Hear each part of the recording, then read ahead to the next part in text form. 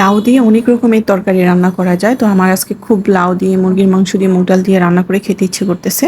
কারণ এই তরকারিটা আমার সবসময় খুব ফেভারিট। তো ভাবলাম আপনাদের সাথে একটু শেয়ার করি, আপনাদেরও অনেক ভালো লাগবে। বিসমিল্লাহির রহমানির রহিম। আসসালামু আলাইকুম, welcome to my new video. তাহলে শুরু করা যাক। এই যে আমি কড়াই নিয়ে নিলাম, ওটাতে পরিমাণ মতো তেল নিয়ে নিলাম এখানে তেজপাতা, এলাচ, এলাচ না, তেজপাতা, দারচিনি, তারপর হচ্ছে পেঁয়াজ। এগুলোকে এখন আমি ভালো করে নেড়ে ছেড়ে ভাজবো। তারপর আমি এখানে পেঁয়াজ বাটা, একটা পেঁয়াজ, আদা, রসুন নিয়ে পেস্ট করে একসাথে দিয়ে দিলাম জিরা বাটা। এখন এটাকে আমি ভালো করে নেড়ে ছেড়ে কষাবো। আমার কষানো হয়ে গেছে। এখন আমি দিয়ে দিচ্ছি হলুদ গুঁড়ো আর মরিচ গুঁড়ো। তো হলুদ গুঁড়ো দিলাম 3 চামচ আর মরিচ গুঁড়ো দিলাম 2 চামচ। দিয়ে দিলাম স্বাদ মতো লবণ। দিয়ে এটাকে এখন আমি ভালো করে নেড়ে ছেড়ে কষাবো। আমার মশলা কষানো হয়ে গেছে। তো আমি এখন এখানে দিয়ে দিচ্ছি মুরগির মাংসগুলা, যেগুলো আগে থেকে আমি হালকা করে ভেজে রেখেছি। এখন এগুলাকে নেড়ে ছেড়ে কিছুক্ষণ কষাবো।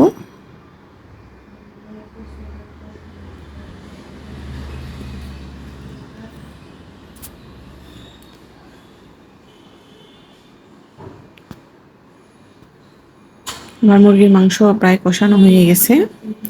এখন আমি একে একে দিয়ে দিচ্ছি লাউগুলো আমি এভাবে গোল গোল করে কাটছি। আমরা যখন মুরগির মাংস দিয়ে রান্না করি তখন এইভাবে গোল গোল করে কাটি, আর যখন মাছ দিয়ে রান্না করি তখন লম্বা লম্বিভাবে কাটি। তো আপনাদের যেভাবে পছন্দ আপনারা সেভাবেই কাটবেন।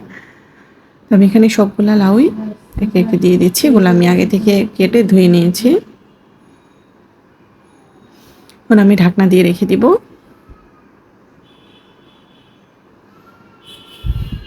মাঝে মধ্যে ঢাকনা উঠিয়ে নেড়ে চেড়ে দিতে হবে।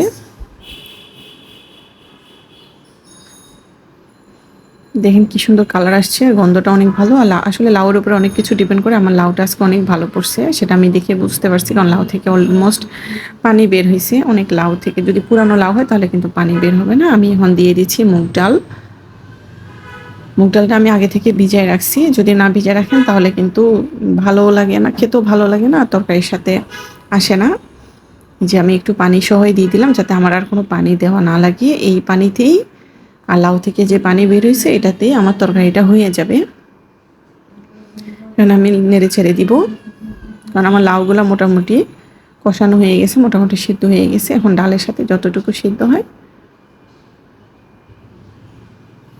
এখন আমি দিয়ে দিচ্ছি এলাচ বাটা। তখন বলছিলাম যে এলাচের কথা, বাট এলাচ আমি দিই না। আমি এলাচ সবসময় মুরগির মাংস, গরুর মাংস বলেন, আমি বেটেই খেতে পছন্দ করি। আমার কাছে মনে হয় বেটে খেলে স্বাদটা অনেক গুণে বেড়ে যায়। আপনারাও একবার ট্রাই করে দেখতে পারেন।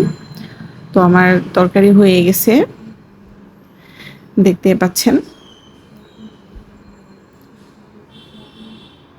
তো আপনাদের যদি ভালো লাগে রেসিপিটা, অবশ্যই আপনারা রান্না করে দেখবেন। আমি মাঝখান দিয়ে দেখাতে পারি নাই, কারেন্ট চলে গেছিলো। তো যাই হোক, আমার তরকারি রান্না শেষ। তো আমার নতুন নতুন ভিডিও পাওয়ার জন্য আমার চ্যানেলটিকে সাবস্ক্রাইব করবেন আর লাইক অ্যান্ড কমেন্টস করবেন। সবাইকে এতক্ষণ ধরে আমার ভিডিও দেখার জন্য অনেক অনেক ধন্যবাদ। সবাইকে আল্লাহ হাফিজ।